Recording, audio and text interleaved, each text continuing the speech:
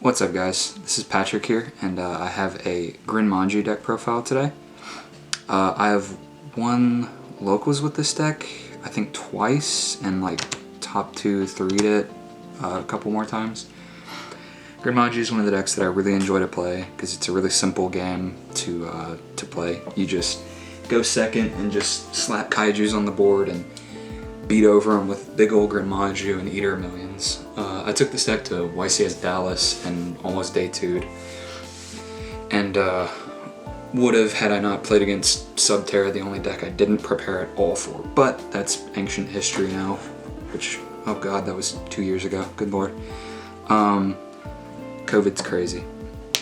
Alright, so I'm gonna go ahead and get into the main deck now. Alright, we have the namesake of the deck, triple GREN MAJU. Gains 400 for every banished monster, or every banished card that you control. Triple Eater of Millions.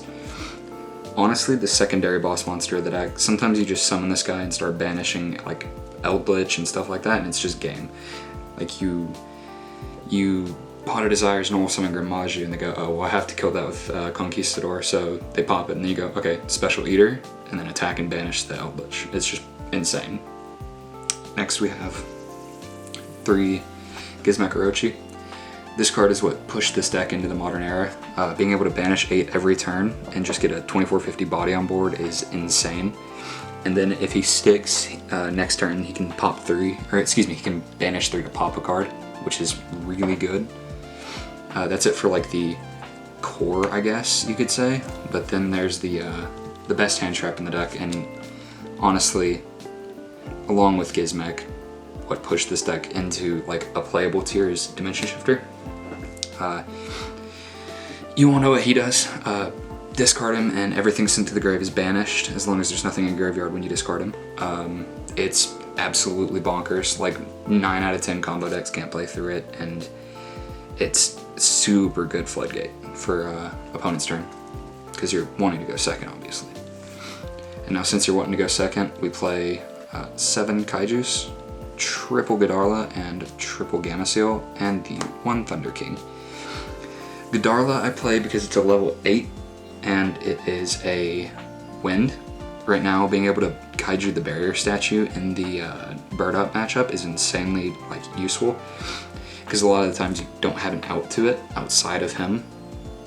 Gamma Seal is obvious, he's the best kaiju to like give your opponent. He's 23 or 22 and he's level 8. And Thunder King's the target you summon onto your board off of Interrupted Kaiju Slumber, because he's one of the biggest ones. And it's between him and Jizukiru, but Thunder King looks cooler, so you know. On to the small danger package. It's 6 cards, 3 Thunderbird and 3 Bigfoot. I chose these 6 because they give the most clearance. Like they're level 8, so they synergize with Trade-In. And with Trade-In, they become like 1 card pops, and then they're big. I thought about playing Dogman just to like shrink opponent boards, just so you can swing over easier, but it's kind of like unnecessary. He's level 7, and I don't play Allure, so it kind of doesn't supply anything to the build. Next package is double Ecclesia and Fleur-de-Lis. I play Nadir's Servant to outboards by sending Intis. Like once you've summoned all your stuff, if you can go into rank 8 plays, you do that. And then you Nadir to try to pop cards and, you know, get additional bodies on board, because these guys get up to 5k damage just with these 2 cards is 5k. The only other hand trap we play in the main deck is Nibiru. Ignore the one secret one. The other one's just, you know, not here yet. It's Nibiru. It's a blowout hand trap. Gotta play it to me. It just kind of puts combo decks on hold.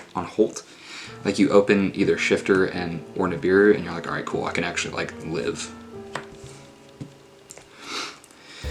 Onto the spells. For draw power, we have the triple Pot of Desires. Another one of the cards that just made GREN MAJU so much better. Just banished 10, draw 2. Even when they ash it, you're like, okay, cool, now my Slumber can't be ashed. Got him. Just being able to sometimes go +1 is insane. Whenever your main boss monster says, alright, Desires, I'm 4,000. Next we have Triple Trade-In. It synergizes with Gizmek and the Kaijus and Fleur-de-Lis. Fleur-de-Lis is kind of like niche, but sometimes you just gotta discard them for the trade-in to draw 2. It's just super useful to dig deep into your deck to try to find any of your like core monsters like these guys. Oh, and I guess this counts for draw power, but Triple Nadir Servant, again, I've stated why I play it. Entis clears boards and gives you 5k damage on board. Now for board wipes and like board clear cards, we have Triple Lightning Storm. You can play Dark Hole in this spot. It's like kind of the same card, but being able to hit the back row is super nice. So if your budget, Dark Hole kind of does its job. You can like main twin instead of, or like main twin and Dark Hole. And then Triple Interrupted Kaiju Slumber. It being ashable kind of sucks, but at the same time, if you can clear the board and give them Gamma Seal and yourself the Thunder King, you're just in such a good spot. Then Triple Book of Moon. For the Bird Up matchup, which is really prevalent at my locals, this lets you to just book the statue if it's not under some org, which is nice. Yeah. And then the one trap in the deck is Punishment. For whenever you sometimes get made to go second, or excuse me, made to go first, you can Nadir for Ecclesia and just have like Punishment and some other stuff. Alright, onto the extra deck. This is kind of irrelevant. I have some weird cards in here just because they're just cards I kind of wanted to play. The extra deck is so loose it doesn't really matter. You just put rank 8s in that you like and like a couple targets for Nadir and Punishment. Double Dingirsu. Sending a card non-targeting is really good, and he protects himself. Double Hope Harbinger. These are like the 2 rank 8s that you make a lot, so I just wanted to double up on them in case I need to get them out. One Dragoogleon. You're supposed to be playing number 100 with him, but I don't want to go look through my bulk for it, so I play the number 17. Being able to just get 2 big bodies on board and then like have a negate off of it is really nice, and then this just gets put under the Hope Harbinger. One Spriggan Ship Exoblower. This card's actually like really cool. You can target a zone and then the 2 adjacent zones to it get popped, or excuse me, the zones adjacent to it equal to the number you detach get popped. So normally you'll make it with like 2 dangers or a danger and Gizmek and then detach them and then pop 2 zones, which is like super cool. One Zombie Stein. If you're going against Dragoon, this card, whenever it's made, can get over Dragoon with 1 negate.